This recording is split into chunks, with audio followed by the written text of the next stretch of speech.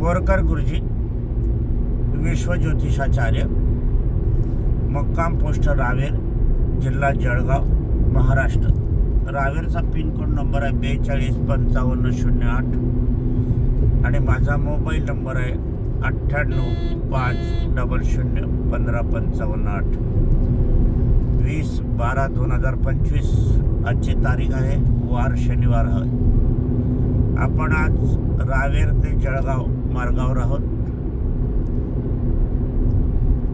कार्यक्रम सुरू करण्यापूर्वी माझी पत्नी स्वर्गीय सौ निर्मलाबाई बोरकर यांना अभिवादन करूया. माझं मार्गदर्शन आपल्याला आवडत असेल, त्याच्यातून आपल्याला काही बोध होत असेल, काही शिकवणूक मिळत असेल तर माझे व्हिडिओ अधिकाधिक शेअर करण्याचा प्रयत्न करा. त्यातून आपल्याला पुण्याचा लाभ मिळेल, मला समाधान प्राप्त होईल. आजपर्यंत आपण ज्योतिषशास्त्राविषयी बोलत होतो. आजही तोच विषय आहे. वर्तमान स्थितीत आपण जर पाहिला तर सर्वच जाती धर्मामध्ये, समाजामध्ये विवाह एक जटिल समस्या झालेली आहे. चिंता आहे विवाहाविषयी काळजी निर्माण झालेली आहे. मुलींकडच्यांनाही काळजी आहे, मुलांकडच्यांनाही काळजी आहे. काळजीग्रस्त, चिंताग्रस्त झालेले आहे. आणि असं असताना मग कुठून तरी विवाह जमवण्याचा प्रयत्न हा केला जातो आणि मग हा प्रयत्न जर घाईगर्दीत आणि ज्योतिषशास्त्राला न विचारता केला गेला तर पुढे सर्व भवितव्य हे संकटग्रस्त 99% असते असं म्हणायला हरकत नाही. काहींचे डाव योगायोगाने, नशिबाने बरोबर पडतात, हे तितकंच खरं आहे, नाही असं नाही. परंतु यात दुसऱ्या जाती धर्मातील विवाह ठरवण्याची प्रथा नाईलाजास्तव होऊ लागलेली आहे.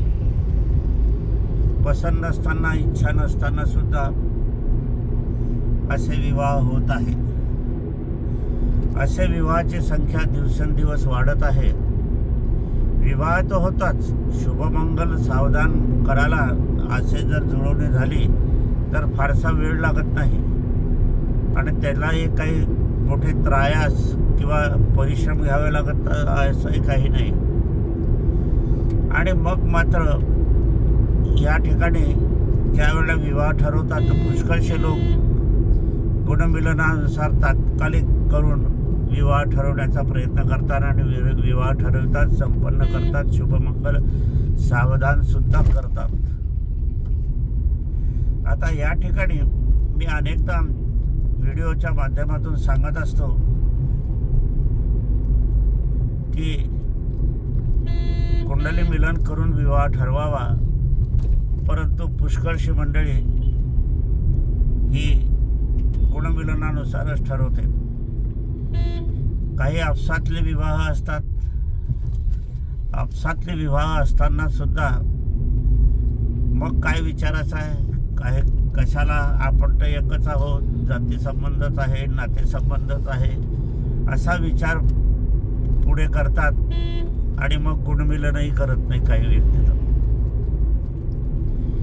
असंच असताना मग मात्र पुढे वाद एवढ्या पराकोटीला जातात की मुलगी माहेरी निघून जाते, कित्येक दिवस माहेरी राहते आणि मग पुढे घटस्फोटाचा विषय निघतो आणि घटस्फोटाविषयी प्रयत्न करतात. काही मंडळी कोर्ट कचेरीमध्ये अडकतात. आपण जर 10 वर्षापूर्वीचा इतिहास बघितला कोर्ट कचेरीचा तर खावटीच्या केसेस, घटस्फोटाच्या केसेस ह्या फार नव्हत्या. आणि आता जर पाहिलं तर कोर्ट कचेरीच्या कामामध्ये फारकतीच्या केसेस, घटस्फोटाच्या केसेस, खावटीच्या केसेसच जास्त आहे. आणि कोर्टामध्ये एकदा केस गेली की सकाळी केस गेली संध्याकाळी निकाल लागला असं आश्चर्य तर कधी झालं असेल तर उदाहरणार्थ ती गोष्ट वेगळी, परंतु शक्यतोवर असं होत नाही आणि मग तर त्यात कित्येक वर्ष जातात आणि वय वाढते. वय वाढल्यावर पुनश्च विवाह करण्याचा प्रश्न, आधीच वयामध्ये समस्या निर्माण झालेली आहे, तर वय वाढल्यावर समस्या किती असतील, होईल की नाही, हा एक प्रश्न उभा राहतो विवाहाच्या बाबतीत. आणि मग ज्या वेळेला हा घटस्फोट मिळेपावतरचा जो मधला काळ असतो, तर मुलीकडचे ना कोणी विचारलं का हो घटस्फोट काय आहे, फरक ती का करताय, दुरावा का निर्माण झाला आहे, तर ते मुलाची बाजू काही चांगली सांगणार नाही, निंदा करतील, यामुळे आम्ही केलं, ते वागणूक चांगली नव्हती, घर चांगलं नव्हतं, सासू सासरे चांगले नव्हते, तो नवरा चांगला नव्हता, असंच सांगतील. आणि नवऱ्याकडच्या बाबतीत विचारणा केली तर तो म्हणे ती मुलगी चांगली नव्हती, ती नांदत नव्हती, शिवागाळा करत होती, आईवडिलांची सेवा करत नव्हती, झोपून राहत होती, कामं करत नव्हती आणि नोकरी होती तर येतच नव्हती, असे म्हणजे एकमेकाच्या एकमेक निंदा करतात आणि या निंद्याचा परिणाम समाजावर होतो. आणि मग दुजवर तर शिक्का हा लागल्यावर तुमची विवाह करण्याची क्षमता, विवाह करण्याची रुची काही फारशी राहत नाही, तरी पण विवाह करावा लागतो. त्यावेळेला विवाह मात्र होईल की नाही हा एक प्रश्न निर्माण होतो. आज जर तुम्ही नोंदणी करायला गेले, संशोधन करण्याचा प्रयत्न करायला गेले, तर तुम्हाला बघायला मिळेल की तर शहरातून तर आपल्याला हे परिणाम दिसतात, पण खेड्यापाड्यातून बघायला गेले तर हे तरुण मंडळी तुम्हाला जास्त घराच्या बाहेर राहणे, एक गप्पा गोष्टी करणे किंवा शेतामध्ये कामच करणे अशी तरुण मुलं आहे. विवाह नाही, काही नाही, नैराश्याच्या याच्यात भटकत आहे. याविषयी हा प्रश्न जसा सामाजिक आहे तसा सरकारी चा पण आहे, आमदार खासदारांचा पण आहे, मंत्रिगणाचा पण आहे. मंत्रिगण सामूहिक विवाहाला,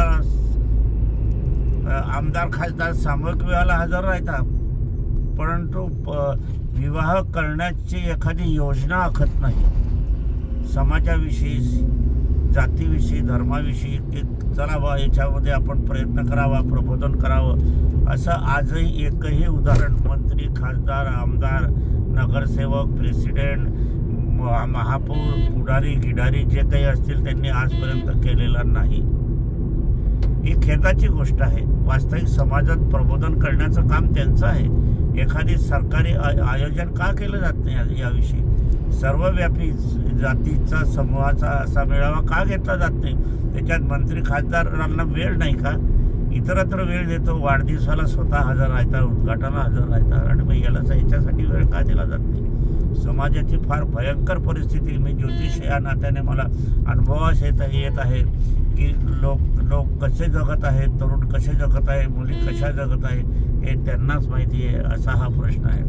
आणि ज्योतिषशास्त्राच्या संबंधातून मला इथे सांगण्याचा आहे मूळ मुद्दा की आपण ज्या वेळेला विवाह ठरवतात त्यावेळेला गुणमिलन करू नका. गुणमिलन शास्त्र संमत मुळीच नाही, कारण की काय, गुणमिलनामध्ये काहीही कळत नाही. गुणमिलनामध्ये तुमचा विवाह सुखाचा होईल, घटस्फोट होईल, फारकती होईल, खावटीचे प्रकरण होईल, संतती होईल की नाही होणार नाही, एखादा रोग आहे, अनिष्ट आहे, कुष्ठरोग आहे, एड्स आहे, गुप्त रोग आहे, त्वचा रोग आहे, कुष्ठरोग आहे, अशा अनेक प्रकारच्या रोगाची संभावना आहे का, की काय आहे, या प्रश्नाचं उत्तर तुम्हाला अगोदर हवं असेल तर तुम्हाला ज्योतिषशास्त्राशिवाय कुठलंही शास्त्राची मदत होणार नाही. केवळ याच शास्त्राची मदत आपल्याला बघायला मिळते. आणि इथूनच आपल्याला जर बघायला गेले तर तुम्ही ज्योतिषशास्त्राच्या मार्गदर्शनातूनच याच्यातून उकल करू शकतात. म्हणून कुंडली मिलन करूनच विवाह करावा, कारण कुंडली मिलनामध्ये जी काही आपल्या जमा खर्च असतो कुंडलीमध्ये जीवन आयुष्याचा, असं म्हणायला हवं. तर या ठिकाणी जन्म, स्वभाव, आरोग्य, विद्या, नोकरी, व्यवसाय, सासू सुनाचे संबंध, वाडवडिलांचे संबंध, घराण्याचा योग, अशा विविध प्रश्नांचं मार्गदर्शन आपल्याला कुंडली मिलनातून होत असते. कुंडली मिलनामध्ये जीवन आयुष्याचं एकही अशी कडी नाही, एकही अशी बिंदू नाही, एकही असा क्षण नाही की त्याच्यामध्ये आपल्याला मार्गदर्शन मिळू शकत नाही. परंतु आजकाल वर्तमान मी अधिकाधिक ज्योतिषशास्त्राच्या माध्यमातून बघतो, विवाहाला लाखो रुपयाचा खर्च करतात, जेवणावळीला लाखो रुपयाचा, डीजेला लाखो रुपयाचा, कपडे गिपडेला लाखो रुपयाचा, देण्याघेण्याला लाखो रुपयाचा, पत्रिका छापण्याला सुद्धा लाखो रुपयाचा खर्च करणारे हे लोक मात्र विवाह ठरविताना गुणमिलनावरच विवाह करता अधिकाधिक लोक. अत्यंत चुकीचा आहे, घातक आहे. जीवन आयुष्य पडाला लावायचा आहे, डावाला लावायचा प्रकार हा एक आहे. ही एक सट्टेबाजी आहे म्हटलं तरी चालेल. आपण कुंडली मिलन करणारे फार थोडे असतात, परंतु आता त्याच्यात माझ्या या व्हिडिओच्या माध्यमातून मी जागृती करत असल्याकारणाने बहुसंख्य लोक आता जागृती झालेले आहेत. आता माझ्याकडे 8 दिवसापूर्वी प्रकरण आलं होतं. मी त्यांनी गुणमिलनानुसार विवाह केला. मी त्यांना नाही म्हटलं होतं की गुणमिलन तुम्ही केलेलं आहे, या पुजाऱ्याकडून तेच मी करणार आहे, माझ्याकडून करण्याची काही आवश्यकता नाही. कुंडली मिलन करत असाल तर करा, नाही म्हणे आम्हाला कुंडली मिलन करायचं नाही. मग म्हटलं राहू द्या. आता त्यांनी ते विवाह केला तर ती कोकणातली मुलगी होती आणि इकडच्याच खानदेशचा मुलगा होता आणि थोड्याच वेळात ते वादावादी एवढी पराकोटी गेली की ती मुलगी वर्षभर माहेरी चालली गेली, आलीच नाही. आणि तिला गर्भ होता, तिने ती डिलिव्हरी केली. इकडे सासू सासऱ्याला नवऱ्याला सुद्धा कळवलं नाही. आणि अशात ते घटस्फोटाचा प्रश्न आला. जाती समूहामध्ये तिथे ठरलं अमुक काही इतके पैसे द्यायचे त्या दिवशी. आता त्यांच्याजवळ काही एवढे पैसे नाही, काही नाही, काय करणार. मग शेती विकण्याचा प्रयत्न सुरू झाला आणि सर्व अनमोल शेती कमी भावामध्ये विकली गेली आणि हे शून्यवत झाले. आता ते शून्यवत झाल्यावर दुसरं आता शेती नाही, उद्योग नाही, नोकरी नाही, काही नाही. मग विवाह कसा होईल हा एक प्रश्न. आणि मग ते माझ्याकडे आले, रडायला लागले. म्हटलं आता रडून काही उपयोग नाही. मग तुमचा प्रश्न मी तुम्हाला सांगितल्यावर तुम्ही ऐकलं नाही. मी काय करणार, मार्गदर्शन करणं आमचं काम असते. संरक्षण आम्ही तुमच्यासाठी आहोत. तुमचं भलं व्हावं आमची इच्छा असते. तुमचा विवाह सुख समृद्धीचा व्हावं अशी आमची इच्छा असते. पण तुम्ही ऐकत नाही, त्याला आम्ही काय करणार. अशा प्रकारची ही बाजू अनेक घटना माझ्याकडे नेहमी येत असतात. तरी मी तुम्हाला नेहमी सांगत असतो की तुम्ही आणि गुणमिलन हे क्षणात होते. तुम्ही माझ्याकडे आले, चहा कप पेत नाही तोपर्यंत गुणमिलन होऊन जाते. परंतु कुंडली मिलनाला वेळ द्यावा लागतो. त्याच्यामध्ये जर आता पहा, दोघांच्या विवाहाच्या कुंडल्या, जन्मकुंडल्याचं परीक्षण तयार केलं जाते आणि दोघांचं परीक्षण झाल्यावर आंशिक ग्रहयोग, जे अंशाचे ग्रहयोग आहे, हे अंशाचे ग्रहयोग पाहायला जाणकार ज्योतिषीच लागतो, जो मुरलेला आहे, ज्याला जास्त अनुभव आहे. माझे वय 78 आहे. तर आणि ही विद्या माझ्या पत्नीची होती, स्वर्गीय सौ निर्मलाबाई बोरकर यांची होती. आणि तो आपल्याला अंशिक असल्यावर आपल्याला शाळेमध्ये भूगोलाचा सायन्समध्ये आलेख शिकवला जात होता. तसा आलेख कोणता ग्रह किती उंचीचा आहे हे पातळी त्याची पाहावी लागते. दोघांची, मुलाची आणि मुलीची पण पातळी पाहायची असते आणि त्याच्यावरून मग पुढचं भवितव्य कळत असते. आता तसा आपण माझ्याकडे पाहत आहात तर ही नजर एक नसते. वाकडी नजर असते, तिरपी नजर असते, पापी नजर असते, अशुभ नजर असते, खालच्या मानेची नजर असते, टोक पाठीची नजर असते. अशा नजरेचे प्रकार आपण मानवाच्या दृष्टीत असतात. तशा ग्रहाला सुद्धा 120 दृष्टी आहे. एका ग्रहाला 120 दृष्टी. लक्षात घ्या, 12 ग्रह आहे. एवढे 12 दृष्ट्या ग्रहांच्या 120 एकाला दृष्टी, तर 12 ग्रहाला किती दृष्ट्या झाल्या एवढं पाहून मग आपल्या कुंडलीवर कशा दृष्ट्या हे बघायचं असते. हे बघितल्यावर आता गर्भयोग बघायचा असतो. संततीशिवाय विवाह नाही, विवाहाशिवाय संतती नाही. मग संततीसाठी पुरुषही लागतो आणि स्त्री पण लागते. म्हणजे इथे पती आणि पत्नी दोघांच्या ह्याच्यात म्हणजे इच्छित वधू आपण म्हणूया त्याला. तर दोघांचा संयोग मिलन झाला तर संतती कशी होईल, काय होईल, समस्या निर्माण होतील की काय, का होणारच नाही, का उशिरा होईल, का विकृत होईल, याच्यासाठी त्यांच्यात संतती कुंडल्या दोघांच्याही काढायला लागतात. मग त्याचं परीक्षण करावं लागतं. हा प्रश्न संपला की मग तुमचा संसार कसा होईल, सुखाचा होईल, काय होईल, वादाचा होईल, सासू सुनाचे संबंध कसे राहतील काय वगैरे तो प्रश्न पण असतो. त्याच्यानंतर मग आजचे ग्रहयोग काय, आजचे ग्रहयोग, कारण की कोणाला जन्माची 7.5 आजही 7.5 असते, दैया 7.5 असते, हे असते. गुरु कोणाला 12वा असतो, 4था असतो, 8वा असतो. वास्तविक गुरु पाहण्याची काहीही गरज नसते, पण लोक पाहायला लावतात. गुरुचं विवाहाच्या दृष्टिकोनातून काहीही महत्त्व नाही, शून्य आहे गुरु. माझ्या भावाचा विवाह म्हटला तर 12व्या गुरु झाला होता. सिंहस्थ असताना त्याचा गुरु आला होता. माझ्या मोठ्या मुलाचा शुक्र असताना विवाह झाला होता. मोठा मुलगा अलंकार आहे, तुम्ही कुठेही जळगाव जिल्ह्यात विचाराला तर शनी अमावस्याला त्याचा विवाह मी केला होता, कारण त्या दिवशी कुबेर महालक्ष्मी योग होता. आज त्याचं गावामध्ये नंबर 1 ज्वेलरचं दुकान मी त्याला दिलेलं आहे. लक्षात घ्या, म्हणजे इथे जाणकार ज्योतिषी लागतो. आणि मग असं असल्यावर बघत असताना आपल्याला एक अजूनही बघावं लागतं की आजचे ग्रहयोग काय आहे. मग आजचे ग्रहयोग, शुक्र जर अष्टमात असला, शुक्र मृत्यूस्थानी असला, शुक्र कुंडलीच्या बाहेर असला, शुक्र कुयोग असला, तर तो जर असला तर त्यावेळेला विवाह करू नये, तितकंच करा आहे. हा योग आपण पाहत असताना मग पुढे जाऊन आपल्याला काय करायचं असते, तर पुढे जाऊन आपल्याला हे एक बघायचं असते की आजचे ग्रहयोग बघितलं दोघा कुंडलीचं मिलन कसं होईल. कारण मिलन म्हणजे विवाह. मग त्या मिलनातून आपल्याला कळत असते की काय आहे, कसं आहे. हे फार मोठं परीक्षण करण्याकरता जाणकार ज्योतिषी लागतो. आता मी रस्त्यावरून चाललेलो आहे, या गाडीमध्ये चाललेलो आहे. आता इथे मी असुरक्षित आहे, केव्हा काय होईल काही भरोसा नाही. मी एखाद्या मंदिरात असलो तर मंगलमय वातावरणात राहील, एक मी घरात असलो तर सुखात राहील. त्याचप्रमाणे मग मुलाचं आणि मुलीचं एकमेकाच्या स्थानात कसं परिवर्तन आहे हे बघायला हवं. मुलीचं स्थान जर मुलाच्या कुंडलीमध्ये अष्टम स्थानामध्ये असलं तर मृत्यूयोग म्हणजे अल्पायुष्य होईल. अनारोग्याच्या ठिकाणी असलं तर तिचं आरोग्य बिघडेल. ती नोकरीचं असेल तर तिथे कामधंद्यामध्येच ती मरेल. ती धनस्थानात असेल तर तिला लवकर किल्ल्यात पैशाचे व्यवहार करायला मिळते. तिथे सुखस्थानात असेल तर तिला त्या घरामध्ये सुख मिळेल. अशा प्रकारचं आहे. तसंच मुलाच्या बाबतीत मुलीच्या कुंडलीमध्ये काय आहे, कुयोग आहे की काय आहे हे बघायला हवं असते. तर कुयोग असेल तर मग त्याची पत्नी नीट तऱ्हेने वागणार नाही. ती सेवाभावी नसेल त्या स्थानात तर ती सेवा करणार नाही.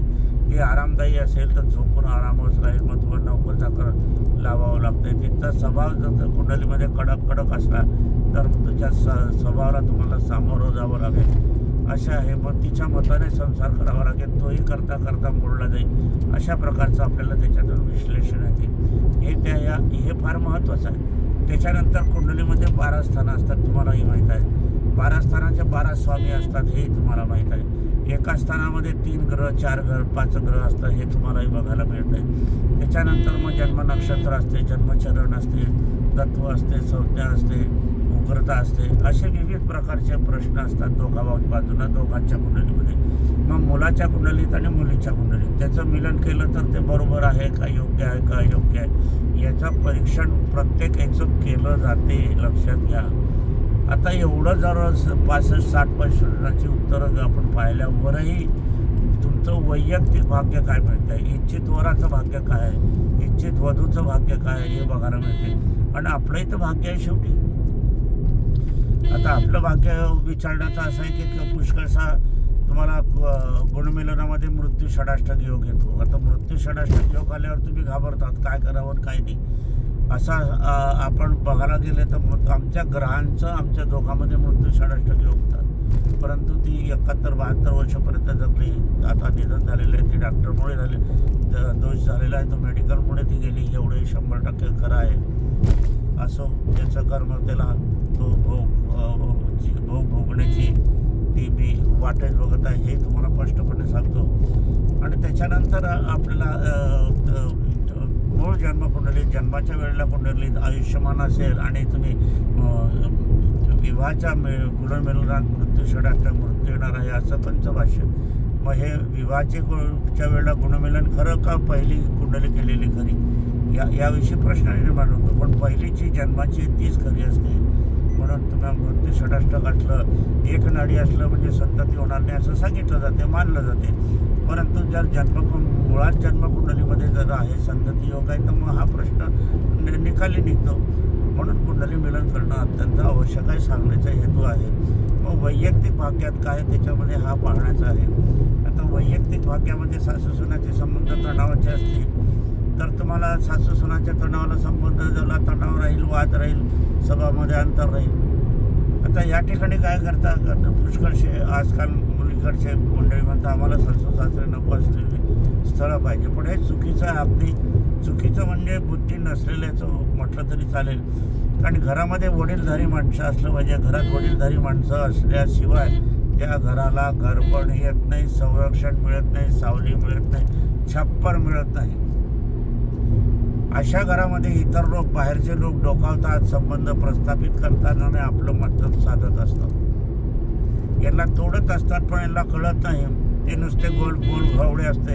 यांना वाटते की वा काय कौतुक करता, काय मदत करता, काय मदत. पैशाची मदत कोणी करत नाही, शारीरिक मदत मी करणारा तयार नाही, नुसती शब्दाची बोलघवडी मदत असते, बाकी त्याला काही नाही. पण या मूर्खपणामध्ये हे मूर्ख होऊन जातात आणि मग काही वेळेला असा मोठा आर्थिक फटका बसतो, सामाजिक फटका बसतो की त्याचं काही नाही. अशा वेळेला तुम्ही एक गोष्ट घ्या की मला कोर्टात जायचं आहे, मला साक्ष पाहिजे, तर तुमची मी साक्ष टाकू का, असं जरा एखादं उदाहरण तुम्ही खोटंपणाने विचारून पहा. देतात का ते, होकार देतात का? नाही देणार. मग काय मदत करणार आहे हे लोक? आपल्याला सासू सासरीच मदत करते, आई वडीलच मदत करते, भाऊ बंधच मदत करते, रक्तसंबंधित लोकच मदत करते, इतर तर मुळीच करत नाही. आजकाल पहा आमच्यासारखे लोक, आम्ही सांगतो अगं सुनबाई तू असं म्हणते तुझ्या वडिलांच्या पायात चप्पल नाही आहे, सासऱ्याच्या पायात चप्पल नाही आहे, बनियन फाटलाय, ते बरेच 2-4 वर्ष झाले कुठेच गेले नाही, त्यांना कुठे घेऊन जा ना, दवाखान्यात घेऊन जा. मानसिक स्थिती बरोबर नाही आहे, त्याची चिडचिड करते त्यांची, समजून घेतला त्यांना. असं सांगणाऱ्या व्यक्ती आज कोणीही नाही. सर्व सांगणारे व्यक्ती कसे आहे, त्यांचं मतलब साधणार आहे. आता एक उदाहरण ठेवा, एक गाडी आहे, गाडीमध्ये सुनबाई सासऱ्याला उतरून देते, तुम्ही उतरा बरं, माझे समोरची मित्रमंडळी बसत आहे, माझे पुढे गावामध्ये माझे दुसरे मित्रमंडळी बसत आहे, आणि ती मित्रमंडळी बसत जर असली